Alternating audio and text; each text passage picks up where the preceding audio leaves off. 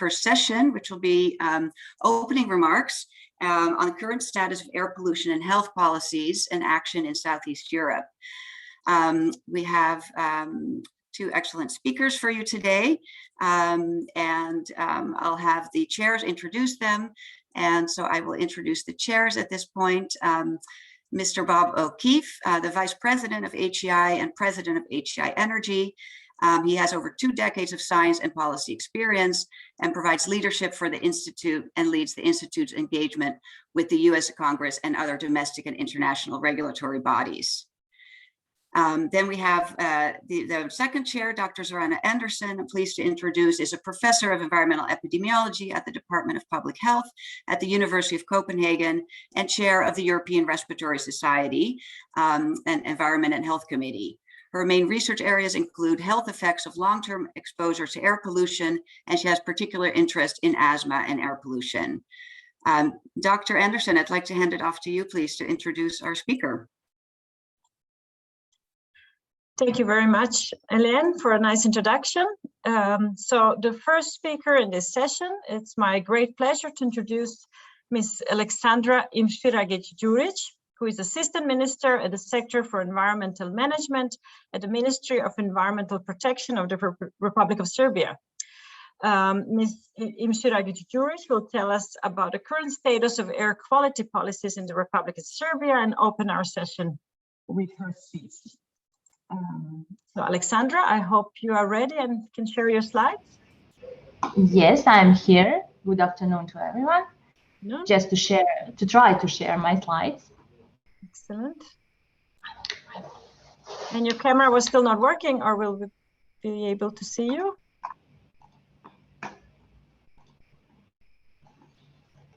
Is it okay? Perfect. Can you see my slides?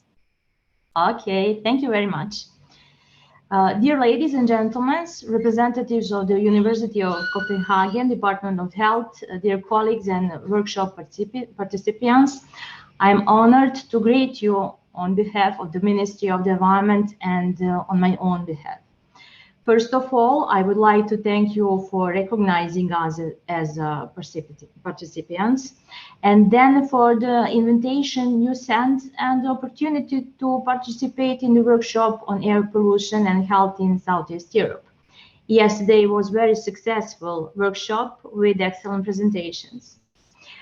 First of all, we can state that air pollution is a global problem that mostly affected the inhabitants of urban areas.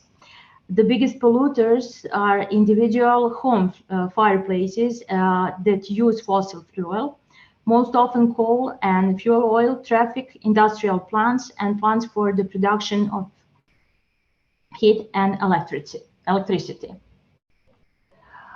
First of all, I would like to present the responsibilities of the Ministry of Environmental Protection, which is preparation of strategic documents, plans, programs in the field of air protection, conducting activities on transposition and implementation of EU legislation, international conventions, law and relevant bylaws in the field of air protection, issuing permits for air quality emission measurements to the legal entities, issuing consent to operators for air quality measurements, issuing approval to the air quality plans and short-term action plans, programs of local AQ monitoring networks, financing air quality control activities performed by public health institutes with the state monitoring network, proposing and implementing various projects in the field of air protection. Also, I would like to state that the protection and improvement of air quality is in accordance with the powers and performed by Republic of Serbia, Ministry of Environment Protection, Environmental Protection Agency, accreditation body of Serbia, other ministries, provinces, local self-government units, companies, and the other legal and natural persons. The Republic of Serbia accepts the ACRUS Community of Chapter 27 AQ directives have been largely transposed through the national legislation, through the law of the air protection, regulation on monitoring conditions and air quality requirements, rule book on content of air quality plans, rule book of short-term action plans. Additional implementing acts is regulation of the air quality control program in the national network, regulation on determination of zones and agglomerations, regulation on determination of the list of air quality categories in zones and agglomerations in the Republic of Serbia, rule book on condition for issuing a permit for air quality measurement and permit for measurement of emission from stationary sources of pollution. We have 33 legal entities authorized for air quality measurement, 17 legal entities authorized for measurement of emission from stationary sources, and also the rule book on conditions for issuing a consent to operators for air quality measurements and measurements of emission from stationary sources of pollution. We have 40 operators authorized for measurement of emission from stationary sources of pollution. You can see the list of authorized legal entities. It is available on the ministry website. We can say that Serbia has identified 3 zones and 8 agglomerations. According to the law on air protection, the following AQ categories are determined as the category 1, clean or slightly polluted air, category 2, moderately polluted air, and category 3, overpolluted air due to concentration that exceeded limit value or tolerant value.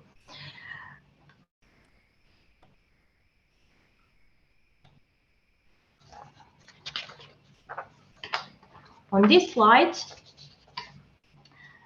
shows is overview of zone agglomerations in the period from 2030 to 2019. Report from for 2020 is on the process of being prepared by SEPA and therefore is not included on this site. You can see 3 categories of air with the parameters that exceeded the limit values and they are marked in red color. All of them have an obligation to develop air quality plans as well as short-term action plans.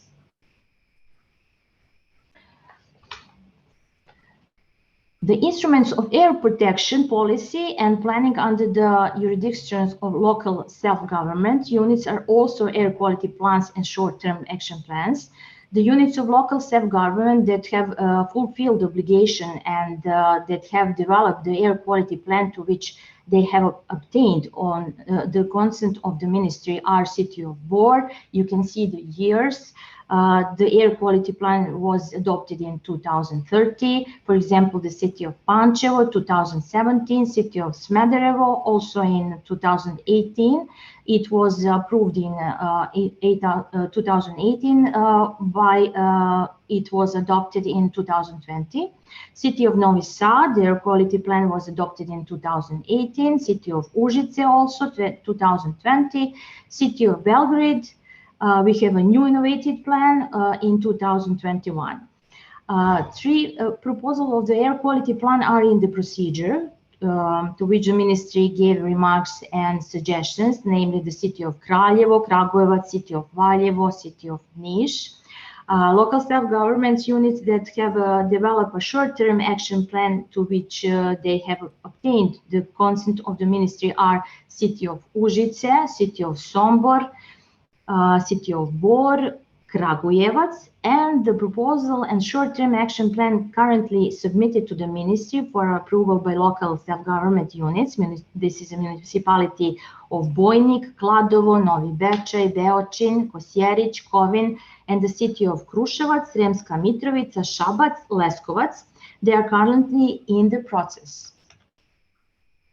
On this slide, you can see National Air Quality Monitoring Network and also the responsibilities of SEPA.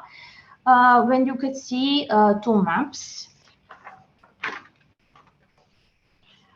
The map on the left side shows the state network of automatic stations marked by red dot. On the map of the right, as a green triangle, we can see public health institutes and the Bohr Institute also, for which the ministry provides support for air monitoring. As information, we can mention that the state network for air quality monitoring consists of automatic measuring stations and mobile measuring stations, which are under control of Environmental Protection Agency, and networks of urban stations located in the city of the Republic of Serbia. Cities of the Republic of Serbia, exactly, at 37 measuring points, where 17 in institutes of public health and Institute of Bohr, mining and metallurgy, conducting measurements. You can see here also National Air Quality Monitoring Network with institutions, number of stations, and also parameters. Very important for us is the information to the public. SEPA, province and local self-government units are responsible for providing information to the public and to the appropriate organizations. AQ data are available on this website of SEPA agency, and SEPA also informs about exceedance of the alert thresholds. The annual report of the state of air quality in the Republic of Serbia is prepared and published by the SEPA also from 2010 and 2019.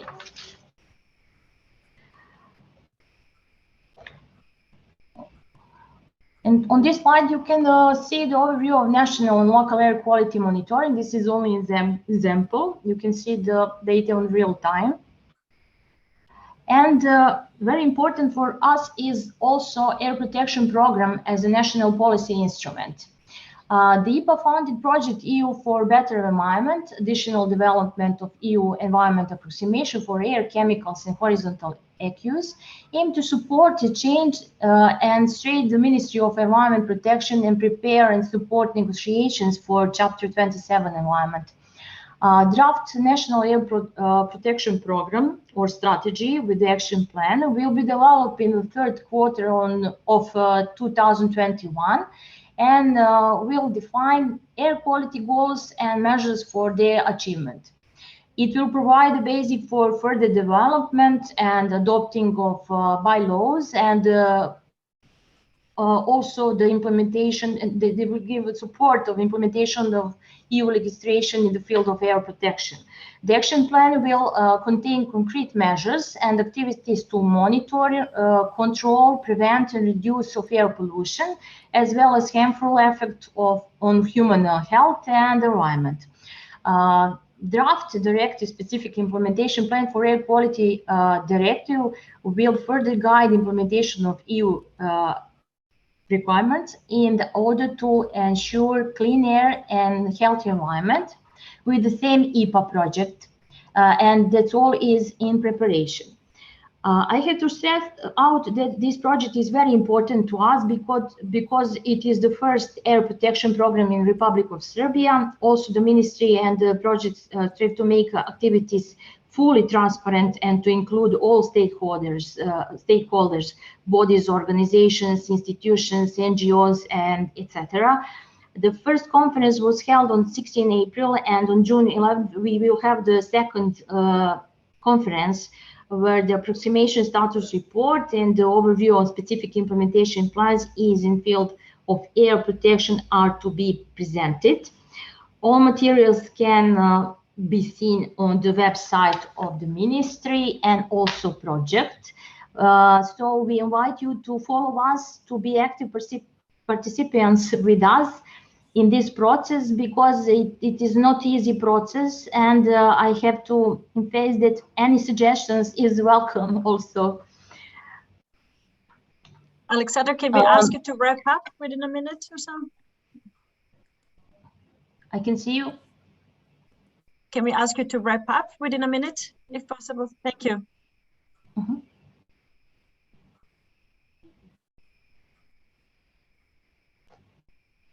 Go ahead, Aleksandra. This is my a new slide. Activities of the Ministry of Environmental Protection in 2021. It is important that we are now in a few activities. We're subsidizing the new electric and hybrid vehicles, co-financing the realization of procurement, replacement, construction, and rehabilitation of boilers. Also co-financing the implementation of project to reduce air pollution origination from individual sources, co-financing the implementation of afforestation projects, and financing air quality monitoring through the state network of urban stations disturbed in the city of the Republic of Serbia in 37 measuring points, where measurements are carried out by 17 public health institutions and institute also in Bor, and 40 automatic measurement stations operated by SEPA. That will be all from me. Thank you for your time and your attention. And you can write to us if you want on this email, zaštitavazduha@ekologia.gov.rs. Thank you very much, Aleksandra, for this very nice overview and some nice new laws coming in Serbia.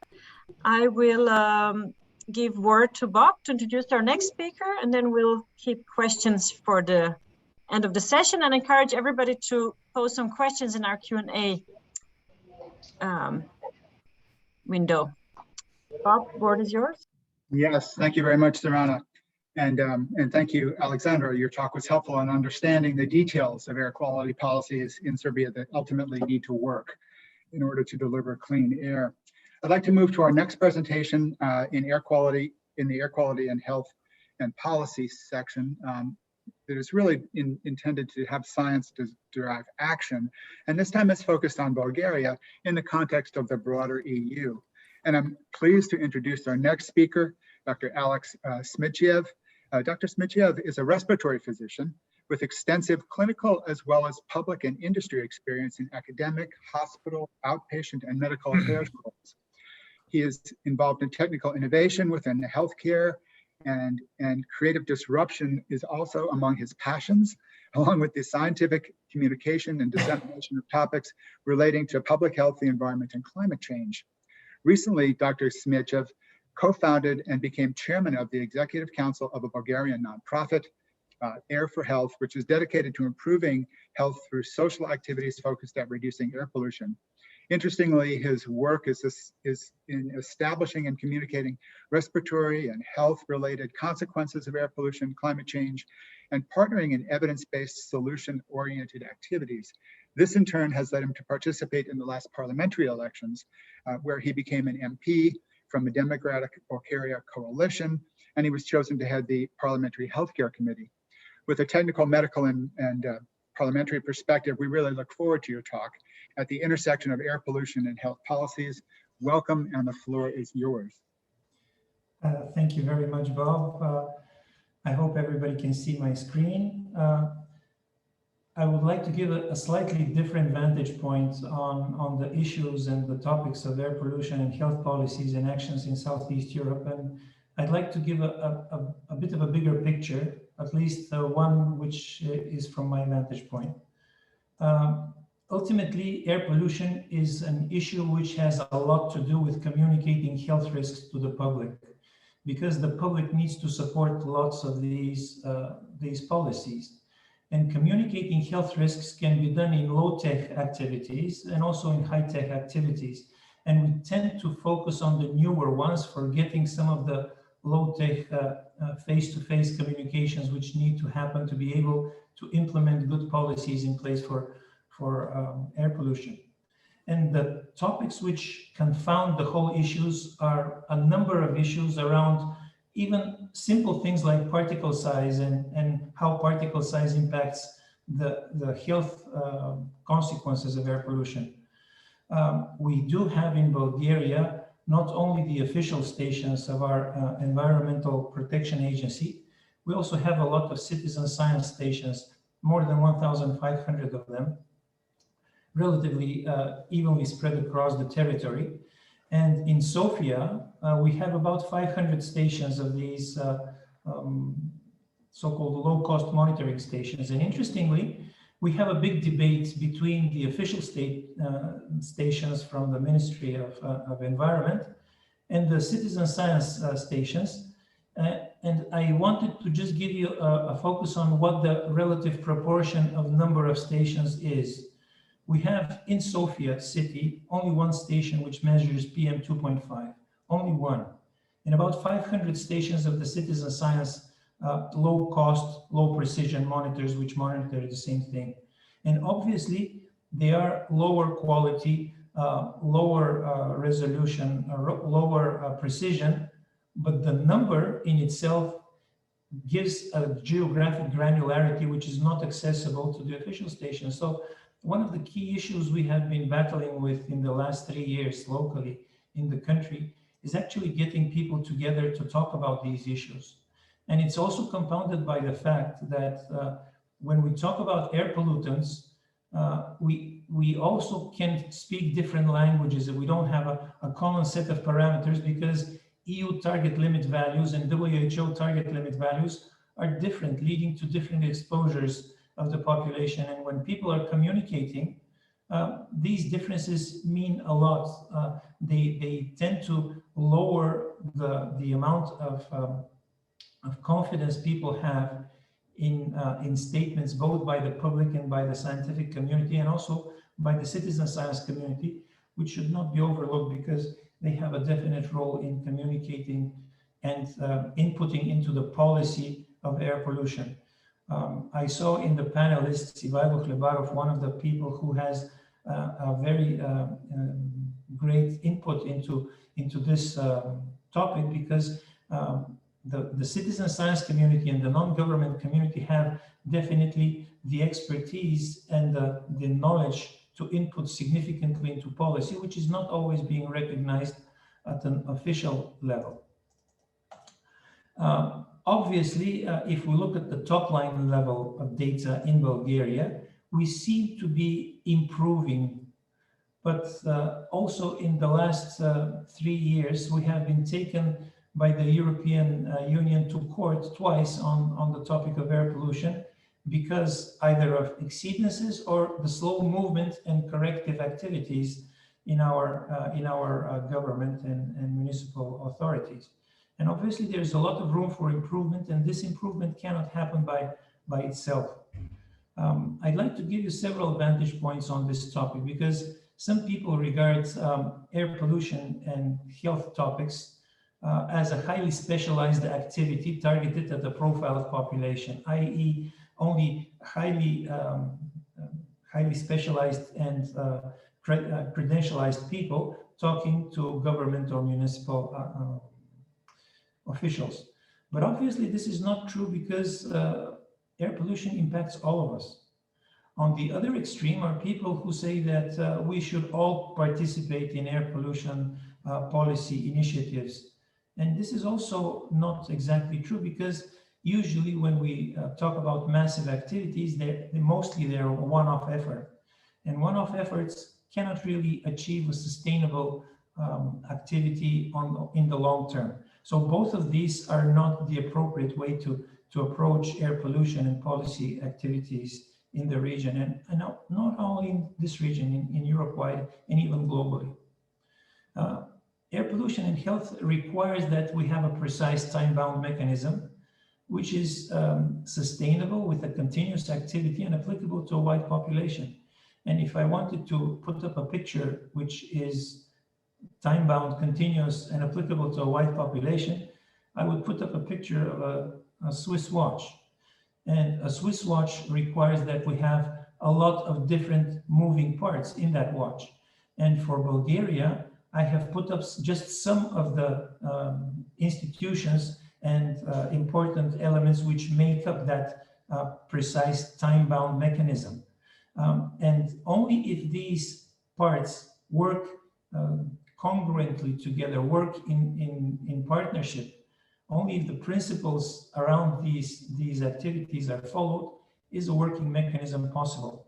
And 2 years ago, we made one of the first local initiatives together with the Health and Environment Alliance, where we invited as panelists WHO, the Ministry of Health, Sofia Municipality, as well as the Physicians Union, the Patients Union, and also specifically general practitioners and some of the specialists, stakeholders. And bringing these people together allowed us to have a much wider vantage point, because while we're sitting alone, each of us trying to figure out a way through the maze of air pollution and policy, we see different hurdles. Some of the hurdles can be overcome if we have a broader view. And one of the ways we can do this is each of us in our respective specialty to look at data and at indexes which are around each of our specialties, be it urbanist urban planning, or energy, or environmental protection, or air pollution, or meteorology, or each of one of these specialties. And Bulgaria is not really high up in the environmental health ranking, because we have a low propensity for public health and for prophylaxis, which we need to fix at the national parliamentary level. And this is one of the reasons why I'm running for parliament again, because we need to put environmental health and public health much higher on the public agenda. We need to come together and to talk a common framework where we can talk in different elements of society, both education and energy and urban planning and climate and environment, all of these working together with the institutions and with the public in order to be able to bring together something which will be understandable for the wide population, but specific enough so that the institutions and the administration can actually have viable, actionable activities which can be measured at the end of the period. And all of this will make us be more united, be able to look further over and above what we currently have as hurdles, and be able to overcome all this. And in order to be victorious, in order to be able to win, we need to think long term. And for me, long term is 2170, which is the expected life expectancy of my grandchild. So if I think long term about environmental policy, we really need to think long term with about 100 years going forward. That's the only way we can achieve a sustainable and focused activity in planning air pollution activities and implementing them in policy at the national and a subnational regional level, and also going up at an above national level, a regional level, like we're currently talking about Southeast Europe, because air pollution does not respect national borders. So with that, I'd like to end my overview, and I'm open for questions. Thank you very much, Alex. And we're going to try to stay close to time today, but we have time for one or two questions. And given the importance of today's session in setting a framework for discussions throughout the day on the impact of science and the intersection of science and policy, I have perhaps one question for you, Alex, and I know there's some in the queue for Aleksandra as well. I might ask you, Alex, what do you see as the most effective issues to communicate? You have a very unique perspective, being a scientist, being a doctor, being someone who works as an MP, and there's so much that science, the existing science, has to bring to the table, whether it be mortality and morbidity, asthma in children, impacts on the disadvantaged, and also many positive messages. What do you think could be the most effective messages for science to be delivering? The most effective messages are the ones which are widely understood, and one of the topics we're currently working on in our NGO in Air for Health is actually getting on board lots of clinicians to understand a little bit more of the science, so that they can translate it to patients at the contact level, so that when a patient comes in, for example, with cardiovascular disease or with diabetes, they can get the communication around air pollution, as well as the topic of getting your diabetes medicines and getting your heart medicines. And that is a crucial activity which only specialists with a medical degree talking professionally in a consultation can actually implement well. And to do that, we need to make these clinicians aware, because testing the awareness of clinicians around environmental issues and air pollution issues, it is abysmal. It is so low that we cannot talk to them. What we have started is a national network of clinicians, starting with 20, 25 currently, educating them, giving them measurement tools in their offices so that they can actually visualize air pollution, and then having them become the trainers and cascading this out. That's the only way I believe we can truly change this conversation, because highly specialized public health officials do not have the gravitas of a clinician actually treating your diabetes or treating your high blood pressure. And then the message will be much, much closer to home. Thank you, Zorana. Thank you very much, Alex, for inspiring talk. There is a question to Aleksandra. Aleksandra, are you with us? Yes, we are here, me and my colleagues also. Great. So this is a question from Q&A. Who is responsible for enforcement of non-compliant companies? Can you talk about consequences for non-compliance? This is also in a Q&A session. Can you talk a little bit about that?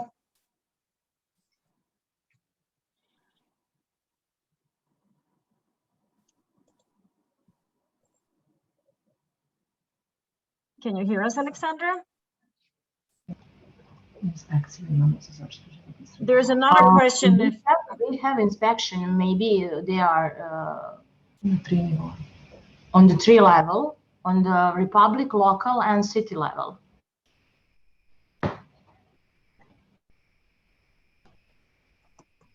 Okay.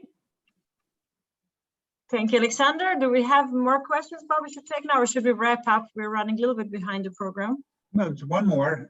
It comes from an NGO, a German NGO friend. Thank you for your inspiring talks. One question you focused on was around PM 2.5. And what about NO2? And noticing there's a court case that has started with regard to NO2 and the importance of that to deal with as a key pollutant. That would go to either of you. We actually started together with our citizen science colleagues with the citizen science measurements of PM 2.5. We also started an NO2 measuring approach, but it's with diffusion tubes, so it actually is averaging it out, covering some of the local differences, because averaging tends to reduce the resolution of the sensors. But actually, NO2 is extremely important. And when we discuss this internally, currently air pollution is regarded as a winter issue in our country. It's an issue around the heating season when people start burning wood. And ozone and nitrogen oxides are a critically important element which can be a summer topic, so that air pollution becomes a year-long topic, not just a winter topic, but a year-long topic. We just need to sequence the communication based on the fact that during the warmer months, traffic becomes a more prevalent source of pollution, and then nitrogen oxides become a dominant element which has relevance at the current moment, because relevance is important when we're overburdened with information. Thank you, Alex.